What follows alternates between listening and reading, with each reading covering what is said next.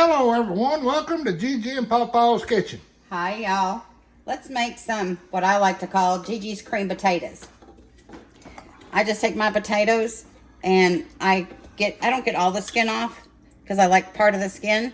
And we're going to dice these up because they cook a lot better when they are cut up smaller. And what you want to do is you want to just kind of let them set a little bit. You see all the starch is coming out of them? You want some of that starch to come out so you have a super creamy potato. So we're going to cut these up and then we're going to rinse these and we're going to put them on high and we're going to cook them with some salt. And we're going to cook them about 20 minutes. And they're going to be fork tender. I like to cook them just a little past fork tender. Mr. Butter goes in. And Gigi's got a surprise ingredient at the end that makes the potatoes delicious. Absolutely delicious. Absolutely. If you like mashed potatoes and you ain't never tried the magic ingredient, your family will love it. You don't even tell them what you used. Yep, and we're also going to be having some corn tonight for dinner. Support your local farmers. Go to the farmer's market. Yeah. Gigi actually bought some corn. We put up some for the winter. We made a short on that. If y'all want to check that video out, we'd Our appreciate future it. self will appreciate that come this winter. Yeah, absolutely. It's 20 degrees outside and make a beef roast or Corn chowder. corn anything. chowder, stew, anything. Yep. Okay, y'all, after boiling your potatoes for 20-25 minutes, they're good and cooked. And we're going to go in with our whole stick of Mr. Butter. And then we're going to go in with some salt. And our potatoes.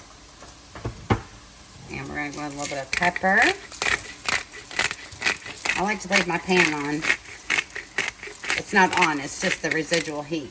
Because you want to dry out the rest of your potatoes. And now we're going to go in. So you can hear that. You hear that sizzle? That's the heat taking off the rest of just a little bit of the. Yeah, because it's not on. The eyes are not on. No, not on. Yep, we're going to mash them up really good, boy. We're fixing to put in that magic ingredient here in just a second. Yes, we are. Here they go. Here it goes.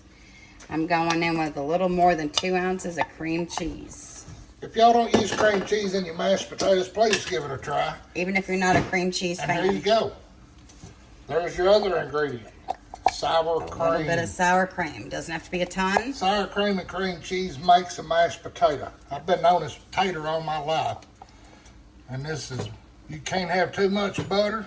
Put you some sour cream and some cream cheese, and your family will appreciate it. And you will also. It'll be the best potatoes you've ever made. Absolutely. Mash it in there good. Let's go in with some milk.